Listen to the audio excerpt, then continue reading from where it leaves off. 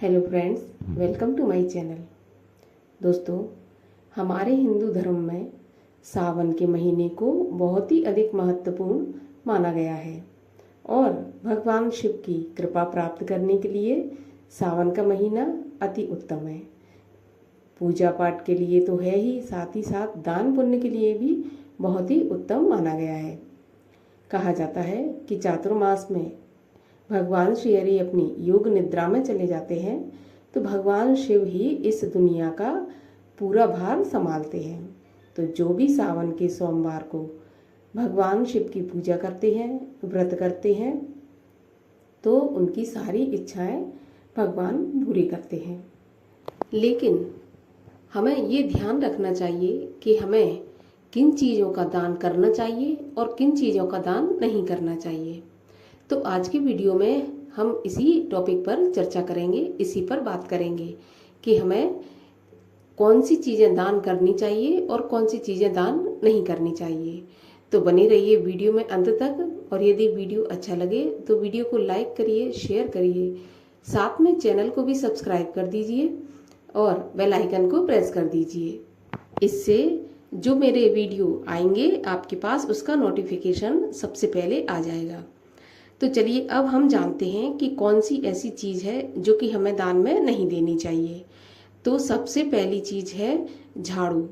झाड़ू हमें कभी भी किसी को भी दान में नहीं देना चाहिए। क्यों?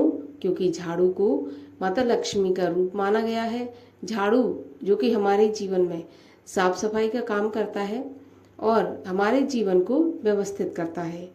तो इसी प्रकार से झाड़ू को माता लक्ष्मी का रूप भी माना गया है। कभी भी अगर झाड़ू में पैर लग जाता है या कोई भी गृहिणी है झाड़ू लगाती है तो उसमें अगर कभी पैर लग जाता है या चप्पल लग जाती है तो हमें उसके पैर छूना चाहिए।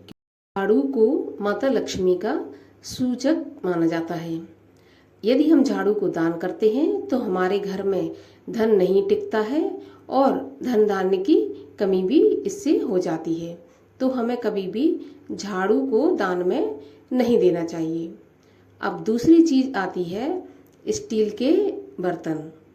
जो स्टील होता है उसके बर्तन भी हमें किसी को दान में नहीं देना चाहिए। स्टील के बर्तन यदि हम दान में देते हैं तो इससे हमारे घर की सुख शांति नष्ट हो जाती है, भंग हो जाती है। तो हमें कभी भी स्टील के बर्तन दान में नहीं देने चाहिए।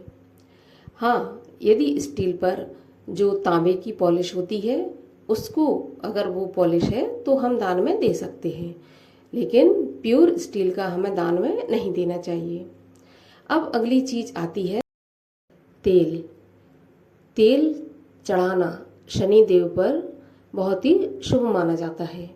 शनिदेव को हमें तेल अर्पित करना चाहिए। यदि हम पर शनि की कोई भी दशा, महादशा या अंतरदशा कुछ भी ऐसा चल रहा है तो हमें करना चाहिए, लेकिन हमें शुद्ध तेल ही शनिदेव को अर्पित करना चाहिए। उपयोग किया हुआ या फिर खराब तेल हमें शनिदेव पर अर्पित नहीं करना चाहिए। तो हमें ये ध्यान रखना चाहिए कि जब भी हम तेल का दान करते हैं तो तेल एकदम से शुद्ध होना चाहिए और उपयोग में ना लाया हुआ, जो कि ऐसा नहीं कि हमने उसमें से इस्तेमाल कर लिया और फिर दान कर दिया। ऐसा तेल हमें शनिदेव को अर्पित नहीं करना चाहिए। इससे हमें अशुभ फल की प्राप्ति होती है। अब इसके बाद अगली चीज़ आती है खाना।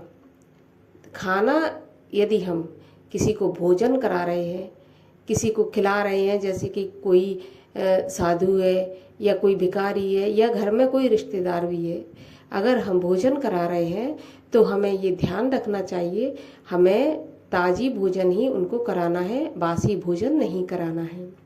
यदि हम बासी भोजन कराते हैं तो इससे हमें अशुभ फल की प्राप्ति होती है। इससे क्या होगा? यदि आप किसी भूखे को ताज़ी भोजन खिलाते हैं तो इससे आपकी जो भी धन संपत्ति होगी उसमें बरकत होगी और आपको शुभ फल की प्राप्ति होगी। लेकिन यदि आप बासी भोजन कराते हैं तो इससे ध्यान रखिए आपके कोर्ट कचहरी के चक्कर लग सकते हैं या फिर आपका धन दवाइयों में या कोर्ट कचहरी में खर्च हो सकता है। तो कभी भी आप किसी भूखे को भोजन कराएं तो ताज़ी भोजन ही कराएं, बासी भोजन आपको बिल्कुल नहीं कराना चाहिए। इससे धन धान्य की हानि होती है। तो ये कुछ चीज़ें हैं जो कि आपको ध्यान रखना चाहिए कि आपको दान करना चाहिए कि नहीं करना चाहिए, दान करना है तो कैसे करना चाहिए। तो उम्मीद करती हूँ कि आपको ये वीडियो पसंद आई होगी। यदि वीडियो अच्छी लगी हो तो लाइक अवश्य कीजिए और कमेंट बॉक्स में बताइए कि आपको वीडियो कैसी लगी है। मैं मिलती हूँ आपसे अगले वीडियो में, तब तक के लिए हरे कृष्णा।